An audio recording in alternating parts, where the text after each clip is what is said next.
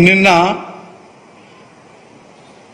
పవన్ కళ్యాణ్ గారికి చాలా కోపం వచ్చింది, చాలా బాధ వచ్చింది.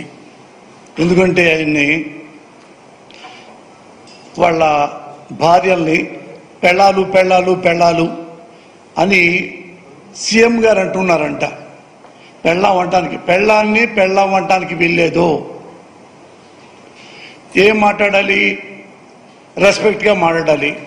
ఇలాగే మరి పెళ్ళాం అంటే జగన్ గారి భార్య భారతి గారిని పెళ్ళాం అంటాం అనొచ్చా? పవన్ కళ్యాణ్ ఎందుకు అనకూడదు? అనొచ్చు. పోసాని పెళ్ళాం అనొచ్చు, చిరంజీవి పెళ్ళాం అనొచ్చు, చంద్రబాబు నాయుడు పెళ్ళాం అనొచ్చు, లోకేష్ బాబు పెళ్ళాం అనొచ్చు, చిరంజీవి పెళ్ళాం అనొచ్చు. ఎప్పుడు అనొచ్చు? మనకి ఒళ్ళు కొవ్వెక్కితే. అర్థమైందిగా? ఒళ్ళు కొవ్వెక్కితే ఇట్లా అంటాం. నువ్వు పెళ్ళాం అన్నందుకే ఇంత ఉక్రోష పడిపోయావు, ఇంత కోపడిపోయావు. మరి మీ అమ్మగారిని అమ్మనాబోతులు తిట్టాడే నీ పక్కనే ఉన్నాడు నారా లోకేష్. ఏమన్నావు? ఏం చేశావు? అట్లీస్ట్ చొక్కా పట్టుకున్నావా నారా లోకేష్ని? మా అమ్మని తిడతావురా? ఎన్నో కోట్లు ఖర్చు పెట్టి మా అమ్మని అమ్మనాబోతులు తిట్టించాడని చెప్పి ఊరంతా ఆంధ్రప్రదేశ్ మొత్తం చెప్పాడు ఈ పవన్ కళ్యాణ్. మరి అంత నారా లోకేష్ని మరి ఎందుకు ఏం మాట్లాడలేదు?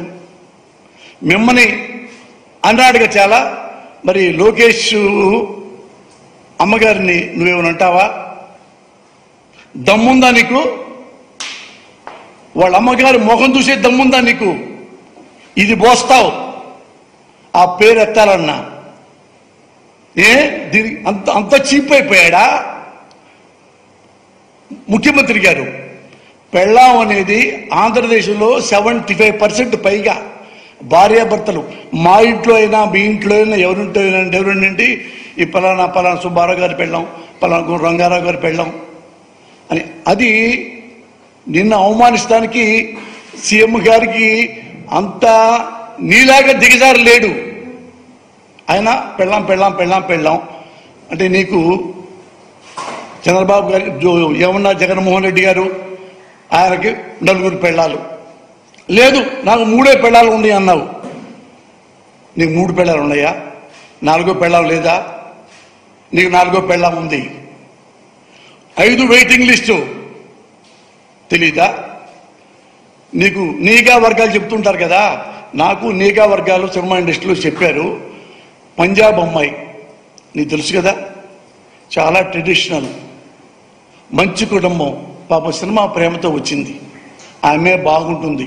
నువ్వు కన్నేశావు, లవ్ అన్నావు, క్లోజ్ అయ్యావు, వాడుకున్నావు, వదిలేశావు, స్టమక్ చేశావు, వదిలేశావు. ఏమంటారు దీన్ని? నువ్వే చెప్పు. దీన్ని ఏమంటారు? పెళ్ళాం అంటారా లేదా గొళ్ళెం అంటారా? నువ్వు చెప్పాలి కదా, నువ్వు చెప్పు.